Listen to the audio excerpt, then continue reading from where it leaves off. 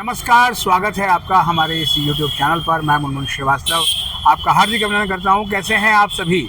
दिल्ली विश्वविद्यालय में आप देख रहे हैं गाड़ियों का काफिला देखिए, और ये काफिला जो है आगे मेट्रो स्टेशन तक लगा हुआ है।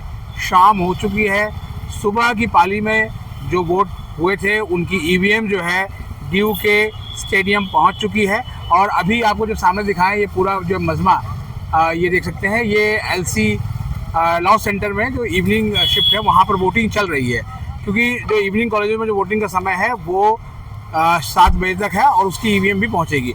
एक आंकड़ा जो हमें अभी प्राप्त हुआ है उसमें यह है कि शाम को 5:45 तक 43 पोलिंग स्टेशनों से EVM जो है वो मल्टीपर्पज़ हॉल में पहुँची थी।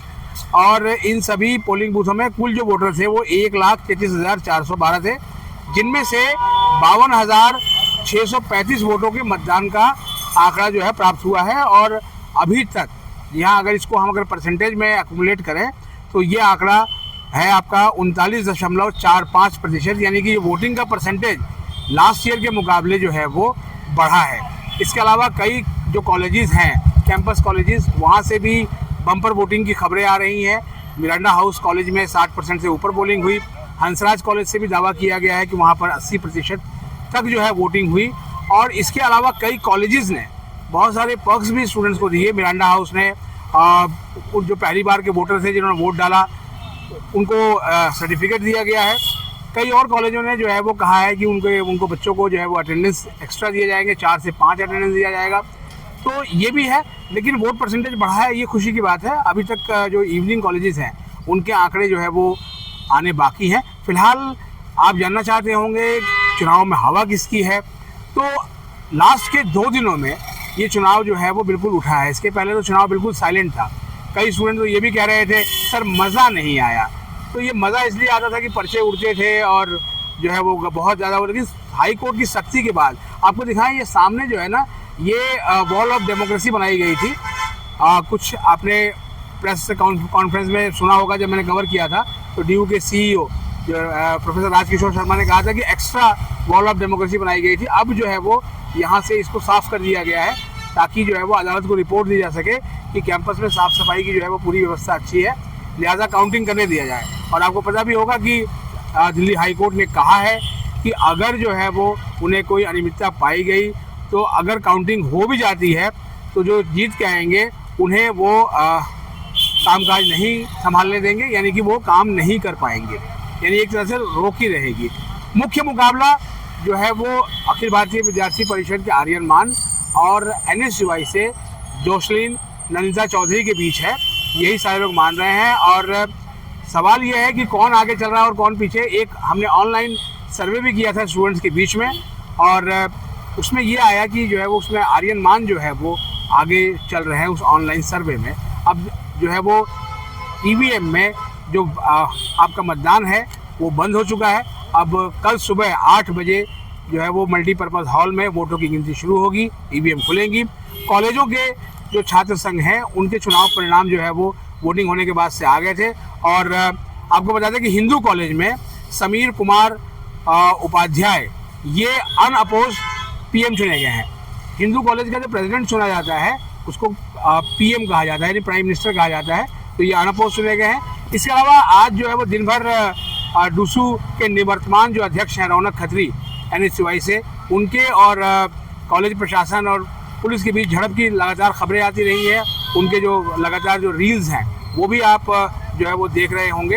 और इसके अलावा कुछ कॉलेजों से छिटपुट खबरें आई, कुछ जगहों पर EVM ठीक से नहीं चलने की भी खबरें हैं। हालांकि इसकी पूरी तरह से पुष्टि नहीं हो पाई थी, लेकिन बताया जा रहा है कि ऐसी जितनी भी अनियमितता थी उनको ठीक कर लिया गया था। और स्टूडेंट्स में बड़ा उत्साह था। मिरांडा हाउस कॉलेज के बाहर हमने जो है वो लंबी लाइनें देखी कि वहाँ पर जो है वो स्टूडेंट अपनी बारी का इंतज़ार कर रहे थे कि उनका नंबर आए और वो वोट दें। और कुल मिलाकर देखा जाए तो ये जो डूसू का चुनाव था उसमें प्रचार के लिए बहुत कम वक्त मिला, बहुत ही थोड़ा वक्त था। और इसी डूसू चुनाव के बीच जो है वो DU का स्पॉट मॉपअप राउंड भी आया। आज उसका दूसरा दिन है, लेकिन कुछ शिकायतें ये भी मिल रही हैं कि प्रोफाइल एडिट नहीं हो पा रही है, जो कि प्रेस रिलीज में दावा किया गया था। इस पर बात करेंगे, लेकिन आज जो पूरा प्रशासनिक जो अमला है वो दूसरे चुनाव को कंडक्ट करने में जो है वो जुटा रहा। तो इसीलिए अभी किसी अधिकारी से इस विषय पर उतनी बात नहीं हो पाई है। फिलहाल आप इंतजार करें और पैनिक होने की कोई ज़रूरत नहीं है। प्रशासन आपके साथ है, ऐसा जो है बताया गया है कि जो चीज़ें उन्होंने कही है वो चीज़ें होंगी। अब आप देखिए कि ये बहुत शाम हो गई है और तमाम जो पार्टियों के जो समर्थक हैं, चाहे वो NSUI के हों या ABVP के हों या दूसरे किसी भी पार्टी से हों, वो सब यहाँ डटे हुए हैं। क्योंकि जैसे ही शाम के कॉलेज छात्र संघ के परिणाम की घोषणा होगी तो उसके बाद हालांकि हाईकोर्ट ने किसी भी तरह का जुलूस निकालने पर जो है पाबंदी लगाई है, लेकिन ये चुनाव जो है वो याद किया जाएगा कि साफ सुथरा चुनाव रहा है। हालांकि उसमें भी जो है वो मनी और मसल पावर का जो है वो आरोप लगाया जाता रहा है, लेकिन कुल मिलाकर विद्यार्थी यही कहते नजर आए कि इस चुनाव में साफ सफाई हमें दिखी है, शोरगुल बहुत कम है। अभी भी आप देखें कि जैसे पहले शोरगुल की आवाज़ें आती थी, अब से थोड़ी देर पहले तक यहाँ पर ढोल वाले भी थे, लेकिन अब वो जा चुके हैं क्योंकि ढोल बजाने की अनुमति नहीं दी गई है। तो फिलहाल अभी आज के लिए इतना ही है। अब हम उम्मीद करेंगे कि कल दोपहर तक चुनाव परिणाम देखने को मिलेंगे और अब देखते हैं कि पिछली बार ABVP और NSUI के बीच जो बाजी है वो 50-50 पे आई थी, यानी कि 2 पद NSUI को मिले थे और 2 पद ही ABVP के खाते में आए थे। इस बार बागी जो है वो भी चर्चा में रहे, क्योंकि NSUI से टिकट चाहती थी उमांशी लांबा, उनको नहीं मिला, वो निर्दलीय खड़ी हो गई।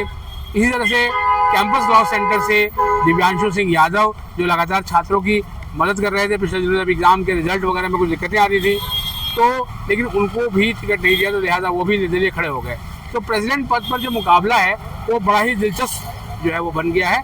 लेकिन फिलहाल जो है दावा ये किया जा रहा है कि एक पार्टी विशेष के प्रत्याशी जो है वो कईयों से आगे चल रहे हैं। हम किसी को भी आगे या पीछे नहीं बताएंगे, क्योंकि आपका मत जो है वो EVM में कैद हो चुका है और अब कुछ घंटे रह गए हैं EVM खुलने में। हमारे चैनल पर नए हैं, चैनल को सब्सक्राइब कर लें और इसे अपने दोस्तों के बीच शेयर करें।